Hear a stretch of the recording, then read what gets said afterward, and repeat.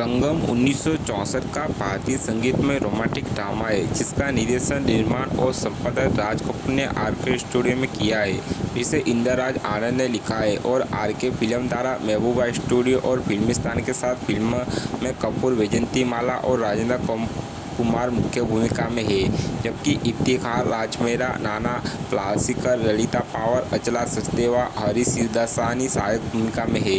यह एक पायलट की कहानी बताती है जो मूल समझने जाने बाद युद्ध से घर लौटने पर उस महिला से शादी करता है जिससे वह लंबे समय से प्यार करता था। इस बात से अनजान था कि वह उसके सबसे अच्छे दोस्त से शादी करने की योजना बना रही थी। संगम पहली भारतीय फिल्म थी जिसे विशेष रूप से लंदन, पेरिस और स्विट्जरलैंड सहित विदेश में शूट किया गया था और यह उस समय की किसी भी भारतीय फिल्म के लिए सबसे लंबे समय तक चलने वाली सबसे महंगी फिल्म भी थी। फिल्म प्यार, वफादारी, त्याग और रिश्तों में चुने गए विकल्प के परिणामों की पड़ताल करती है। ये उन संघर्षों, भावनात्मक उथल-पुथल को चित्रित करता है जिनका सम्मान पात्र अपनी जटिल परिस्थितियों से गुजरते समय करते हैं। फिल्म को इसकी कहानी और चरित्र चित्रण के कारण बोल्ड और अपने समय के से काफ़ी आगे माना गया था। इन सभी चीज़ों ने फिल्म की व्यावसायिक सफलता में बहुत योगदान दिया है। संगम को 18 जून 1964 को बड़े पैमाने पर लोगों ने प्रशंसा मिली थी। इसकी उपन्यासीय अवधारणा, निर्देशना, पाठकथक सवाल, साउंड ट्रैक, वेशभूषा, छायांकन और कलाकारों के प्रदर्शन के लिए उच्च प्रशंसा हुई है। इसे व्यापक रूप से हिंदी सिनेमा का सबसे बड़ा प्रेम त्रिकोण माना गया है।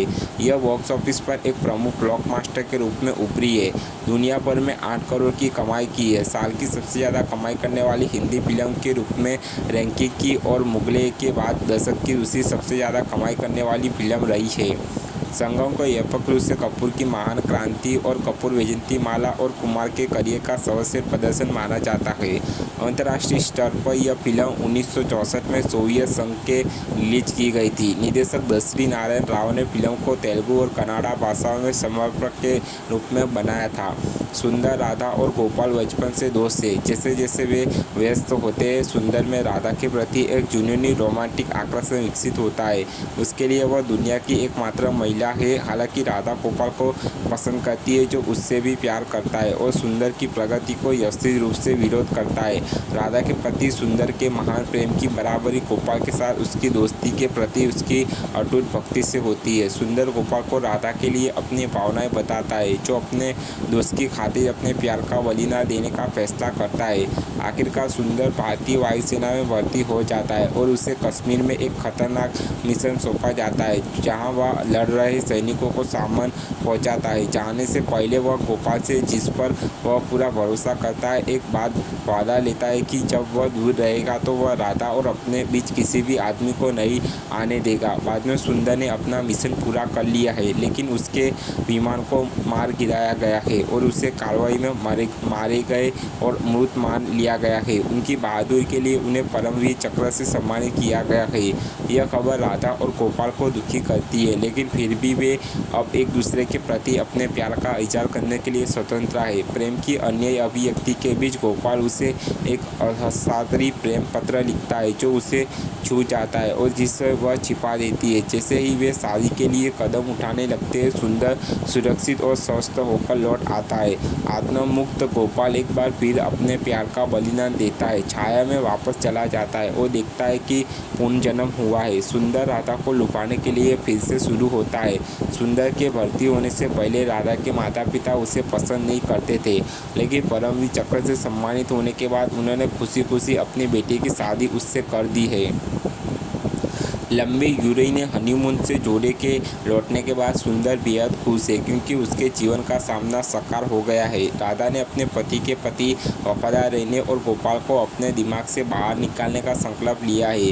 निजी तौर पर उससे सुंदर से दूर रहने के लिए कहा गया है क्योंकि उसकी उपस्थिति उसे प्रताड़ित करती है। हालांकि गोपाल के प्रति सुंदर की भक्ति ऐसी है कि वह लगातार उसे अपने जीवन में खींचने की कोशिश करता है, जिससे राधा काफ़ी परेशान रहती है।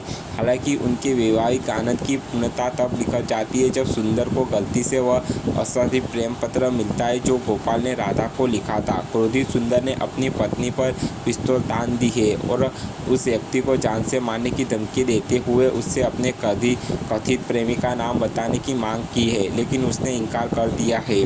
आने वाले दिनों में सुंदर पत्र के लेखक की पहचान खोजने में व्यस्त हो जाता है। सुंदर की स्त्रियों, धमकियों, क्रोध और पत्र के प्रति लगाव के निरंतर नाटक के बावजूद राधा का जीवन दयनीय हो गया है। अंततः सुंदर के साथ अपने स्त्रियों की विकटता को और अधिक सहन करने में असमर्थ होकर वह मदद के लिए गोपाल के पास भागती है। सुंदर वही रास्ता अपनाता है, इस बात से अनजान कि राधा गोपाल के घर गई है।